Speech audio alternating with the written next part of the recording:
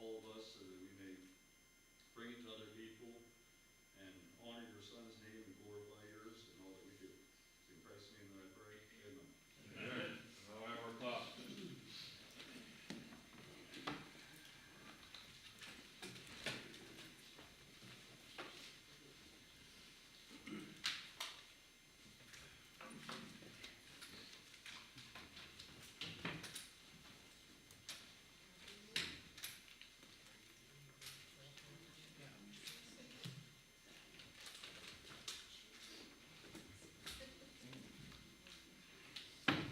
Good morning. Good morning.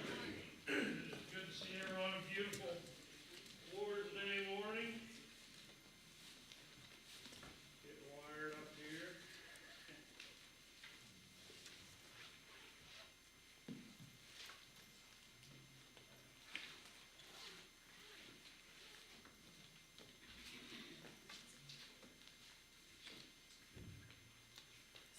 I want to run around a little bit, but I don't want to have this thing tied on me. So. There we go.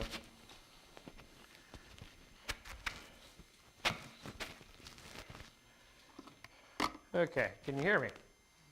Oh, you hear me good? Okay. We're going to try to wrap this up this morning. Treating others better than ourselves. And for those who are visiting, what we did, I think Ken initiated this early in the year. We had basically put in the suggestion box back there what you wanted to learn about, what what was on your mind, and we've had some really good topics, some really good discussion, and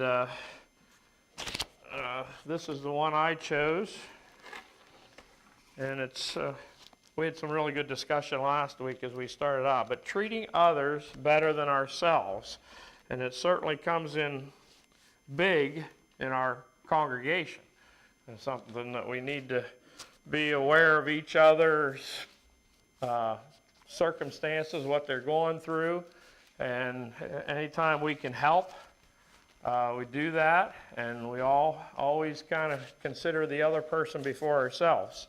So we talked about humility as kind of being the lead thing in this, and of course we have no better example in humility than our Savior. And Christ is ultimately the best example ever, and He's our example. And we just had some great conversation, I thought, about that. And selflessness, we talked about that a little bit, where we actively consider the needs of others, and we act upon that, and again, before our own well-being, putting others first. And I think, I don't know if we started this or not, but prioritizing others and making them, one, feel like they're important. I mean, we're all important, but we need to, when we're talking to each other and we're doing things, we need to be focused on that, and just respecting each other's values, respecting each other's thoughts, and just, again, you come in this morning, it was really buzzing this morning. I mean, there's just talking and talking, and it's great. It's great. You go into a congregation and it's 10 minutes till and it's dead silence. You kind of wonder what's going on, and that's how we get to know each other and keep up with each other. And I had a little thing maybe at the end if we have time, which we probably won't. I'd like to wrap it up today, but the week weeks go by so fast, and you think, well, I want to do this, and this week, and maybe some of it pertains to calling somebody who wasn't here today or whatever, and I need to make reminders, because it's important that we touch base with people when they're not here and they're going through a hard time, so however that may be. So I'm going to start off with Matthew 7:12, and we all know it.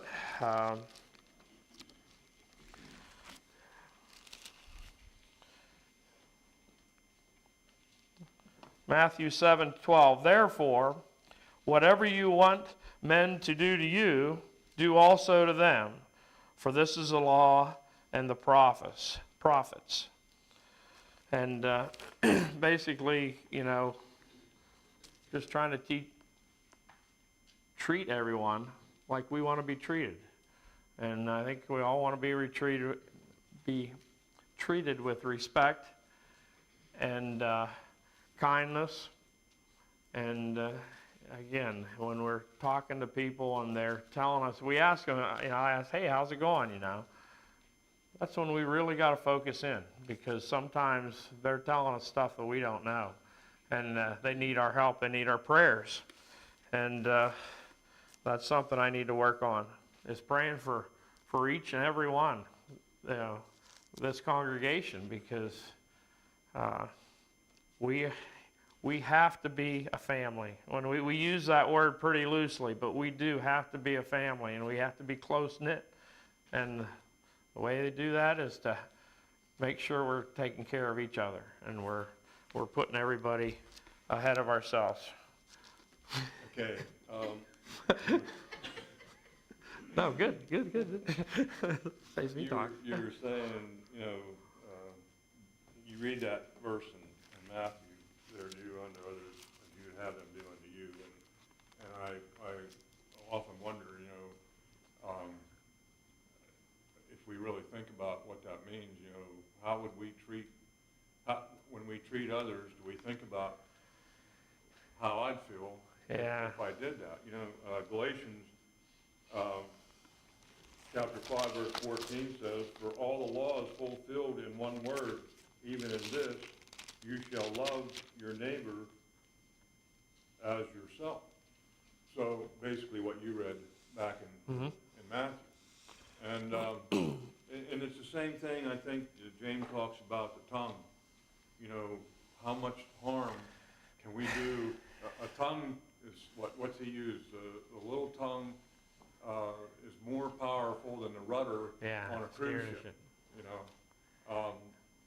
Do we really stop and think what we're saying? And I know, I've been there and done that. And what's the saying? Engage your brain before you engage your tongue, or whatever. Yeah. So I think we get in trouble there, and I think we could, probably do a lot better, showing people, the love of God if we would just think For sure. And then, it all kind of starts in the home with our spouses and our children and everything. And it seems like we say stuff to them that we wouldn't even think about saying to other people, And it's just, I don't know why the closest to you that we do that. And I don't think I'm in that boat alone. That it's like we have some kind of special right because they're our husband or our wife or our kids. So, no, they're still, we're all humans, and we need to be respectful of everyone. And that's the thing with Jesus. I mean, he got angry when they were defiling the temple, but he got angry because he needed to make a point, and that needed to be done. But for every other situation, he was gentle and he was humbling, and no, very good. Oop, sorry. Yeah. At the end of that verse in Matthew that you read, and I'm sorry, I never noticed this before, and I've read that verse many times. It says, this sums up the law and the prophets. And I don't know how much a lot of people read the Old Testament, but that's where I'm at going through the Bible. And the prophets, like I'm talking about Micah and Amos and all of these people, they were told what to say by God, and they were forecasting, this is what's going to happen to you. Listen to me, take care of your neighbor. All this stuff, all these bad things won't happen if you just do this. Yeah.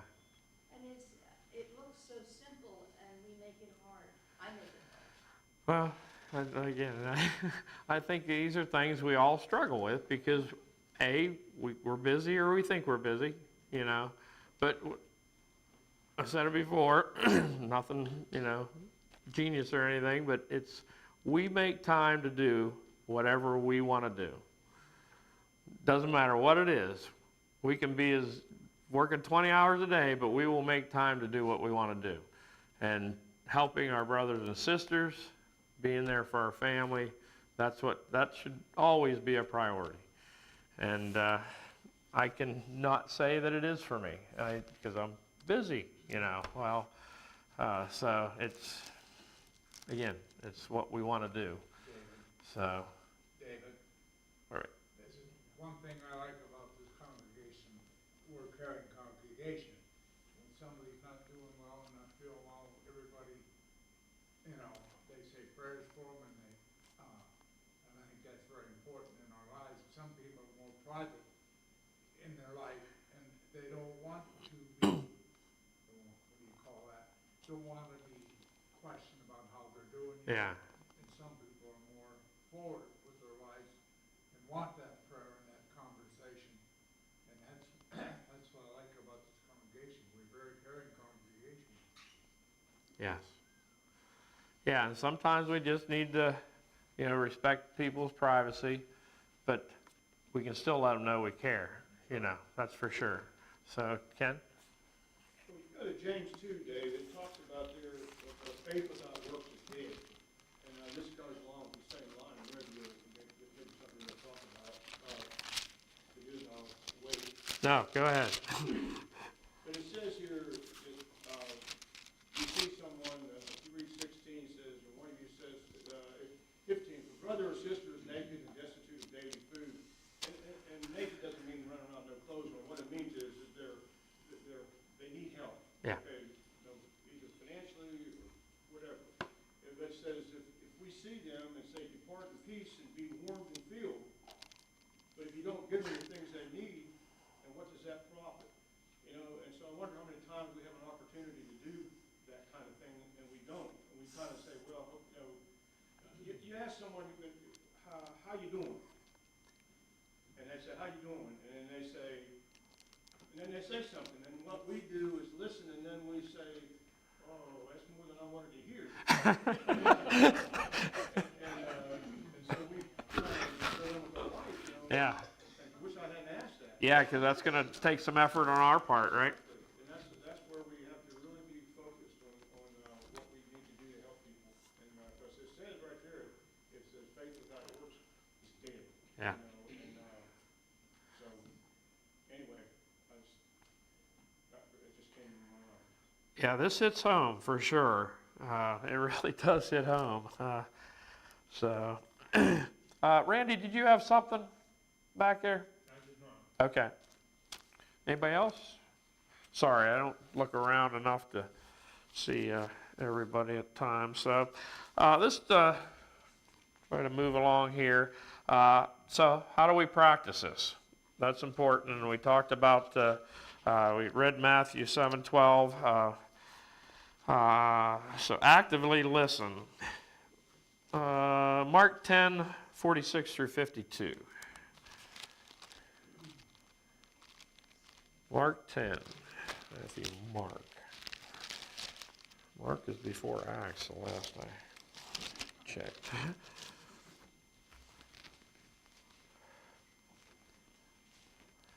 So here, Jesus heals blind Bartimaeus, and I'm not going to read this. I'm just going to talk about it.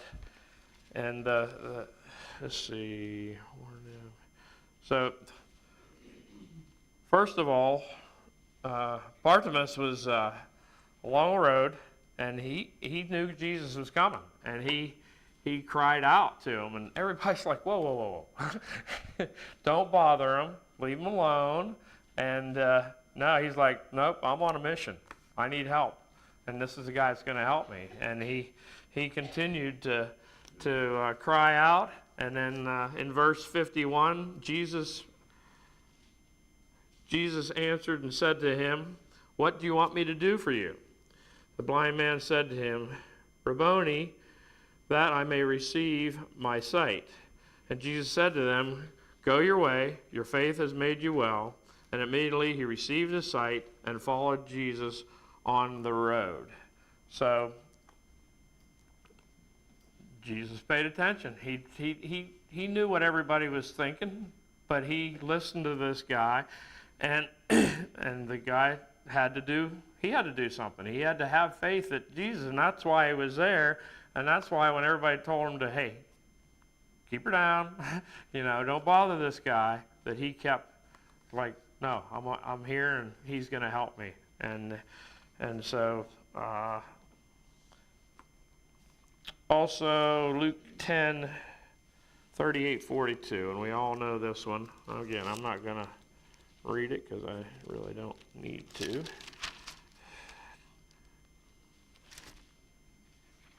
Oh, I was thinking this was another. But Mary and Martha, I am going to read it. So it happened as they went that they entered into a certain village. And a certain woman named Martha welcomed him into her house. And she had a sister called Mary, who also sat at Jesus' feet and heard his word. But Martha was distracted with much serving. And she approached him and said, Lord, do you not care that my sister has left me to serve all alone? Therefore, tell her to help me. And Jesus answered and said to her, Martha, Martha, you are worried and troubled about many things, but one thing is needed, and Mary has chosen that good part which will not be taken from her. So what was the good part that Mary had chosen? To listen to what Jesus had to say. To listen intently to what Jesus had to say. And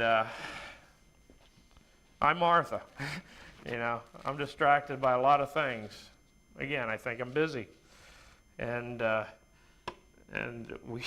we need to prioritize that God's Word. Anytime we have the chance to be in the services, that's where we're at, we need to listen and learn at all times. But,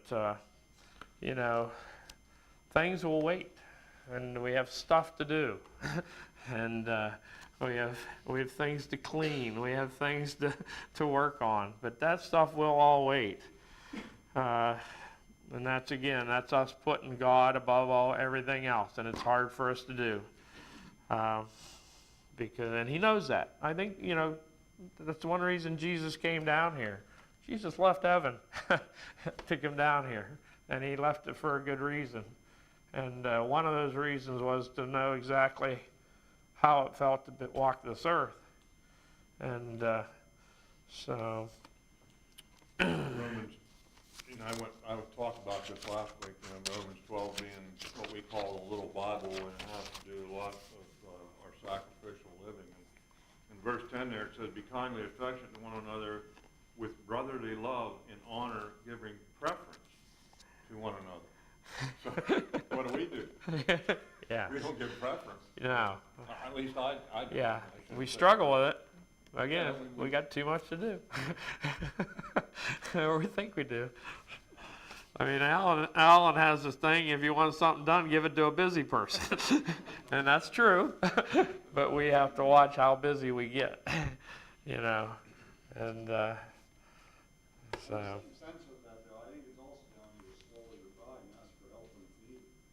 Yeah.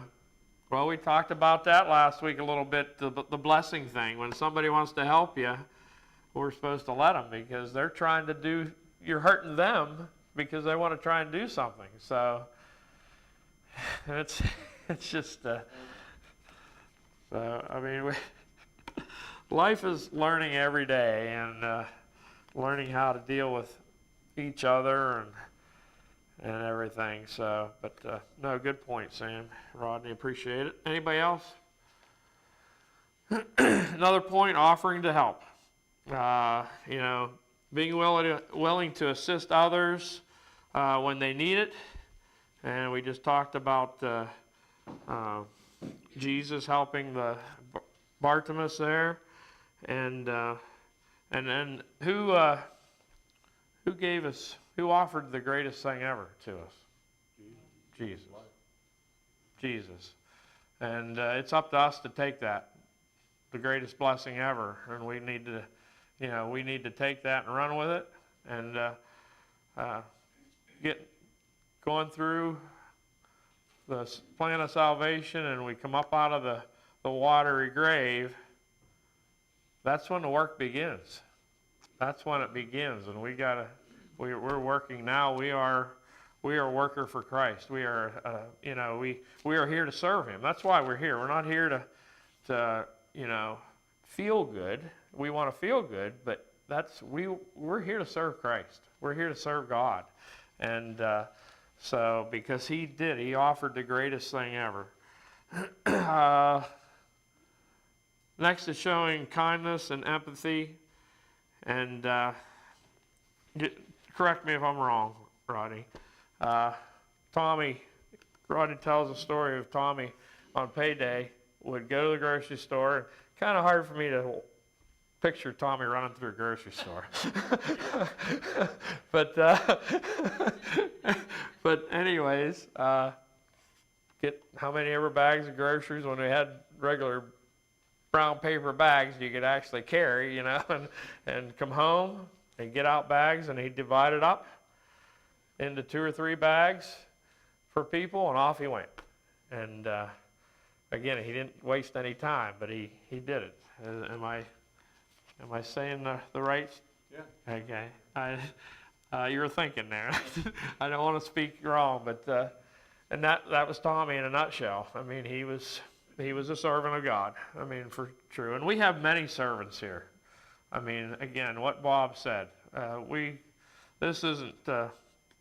We always got to work on it, but it's not like we're lacking in servants, good servants here to help. Rodney made the point about we were going to do the clean the pavilion. He said, set it for 9 o'clock or 10 o'clock. Dick and Barbara have it done before we get there, So, again, that's because they are good servants. So, any comments? Dave, I Yeah. got behind a man at Walmart the other day, and he was buying a whole bunch of the same things, like raviolis and a whole bunch of stuff that I wouldn't have put in my kitchen. And I said to him, wow, are you having a party? And he said, no. If I have money that I don't have a place for, I buy food and take it to the food bank. I never met anybody that did that, and Yeah. I felt bad that I didn't think of that. Yeah. But that was something I needed to see. Yeah. Yep. It's helpful. Yes. Yep. Very good. Yeah.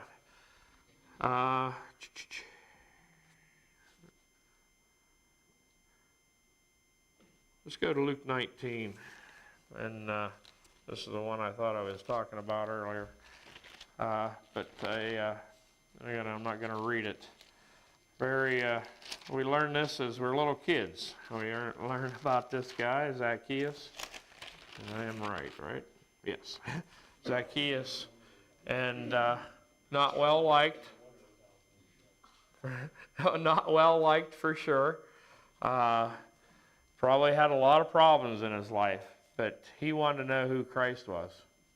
He wanted to know who Christ was. And Christ, as always, showed kindness to him. And then in verse number 9, Jesus said to him, today salvation has come to this house, because he also, let me start over again. Jesus said to him, today salvation has come to this house, because he also is the son of Abraham. For the Son of Man has come to seek and save that which is lost. So, kindness. And he was probably a man that wasn't used to that. So, But Jesus, He was a tax collector. Yeah. They hated the tax collector. yeah, back then, for sure. Still do. Yeah, well, that's because they wait forever to pay their taxes sometimes, some people. I don't get that, but you won't have to worry about that much longer. Yes. So I kind of got in trouble for not telling my wife she wasn't here that day that we announced it. So, but, yeah. So, but, we love you, Sue, so you don't have to worry about it. Let's see. Consider their needs. I'm just going to talk a little bit about this, and we've already going to be able to wrap it up. We've already talked about this, and just and sometimes considering other people's need when we do talk to them, and like Ken said, it's like, ooh, that was a little more than I was planning on. We have to put our own needs and our own desires, put them on the back burner, and take care of it. And that's really something I need to work on, because again, sometimes we got stuff, if we don't have water or something like that, and we're trying to get our pump going or something, that's okay, that's fairly important. But for the most part, we're just doing stuff that can wait till tomorrow. And so when we see a need, we need to put their desires ahead of our own. And somebody's crying for help, we need to make sure we're there. I think one of the things that affects us, it does me, I'll put it this way, I can't talk for everybody else, but, we feel like there's a lot of people out there that say they need help, they're just lazy. And so we have a tendency, I think, sometimes to say, okay, well, the person would go ahead and get all kinds of jobs out here, go get a job, you see the guy on the street holding a sign, I need help, and we've seen that so many times, and where it's just a con man trying to get somebody to give them money. Yeah. And, 'cause they don't want the food, if you offer them food, they won't take it, but they want the money. I think that we really have to wade through that somehow, and find the real needs without feeling like we've been used. But on the reverse of that is, if we do things and are used, in other words, if we do get conned, let's say somebody said they need help and we give them help and it turns out they didn't need help, then, we've done the right thing because our heart's in the right place. And I think that, so we can't let that thought stop us from doing things that we see or perceive that we think need to be done. Yeah. So I think that's one of the things that our radar automatically goes up. Yeah. When somebody says, need help, Yeah. And we say, well, what do you need help for? So. Yeah. And sometimes just our example you never know, Right. may be something that changes them or helps them, encourage them to work harder or do whatever they need to do. So, yeah, that's a great point.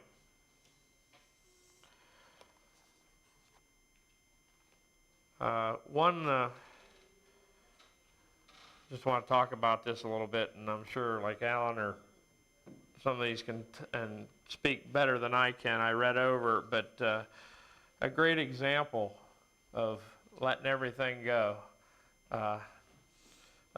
Deborah in Ruth, that she left everything, right? I mean, she left her family, she left everything. Who do you mean? Ruth, I'm sorry. Okay. I don't know why I have, Deborah and Barak, okay. Yeah, thank you, Ruth. Duh, in Ruth. Ruth left everything to go with Naomi. And she just picked up and decided this is what I want to do. And she was there for her. And so a great case of someone giving all that they had to help someone out. Just to finish things up, and I really appreciate all the comments and everything. And benefits of all this is stronger relations, and people feel valued, and it just helps our congregation. It would help our families. I know I get busy and I don't touch base with the kids the way I should, and I need to do that because they need to know you're there and stuff. And so it's positive social impacts. We're making a good example for people. We're giving people a good example to hopefully change that. As far as our congregation, we are more caring. We're more loving to each other.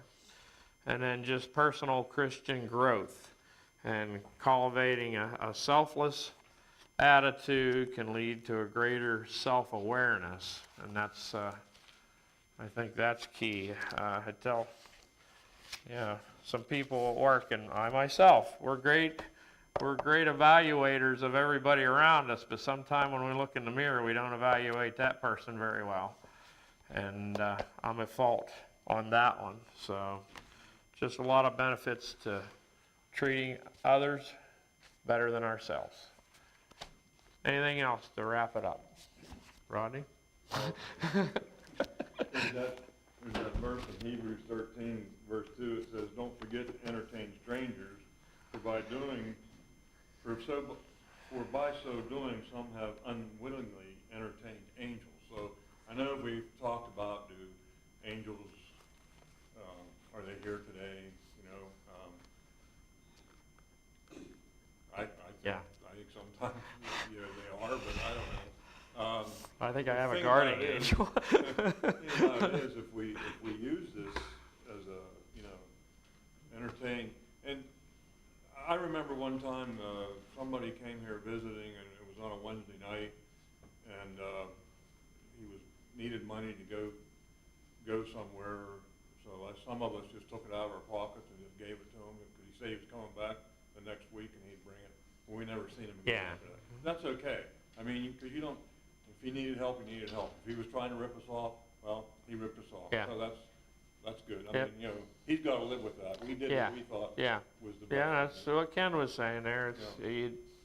So, but So- we may entertain an angel or Yeah. do something, so we need to just be yeah. what he was saying. Yeah. Yeah, we need to. And again, we've taken people to gas stations Right. or hotels and stuff like We used that. to just give them money. Yeah. We used to do that.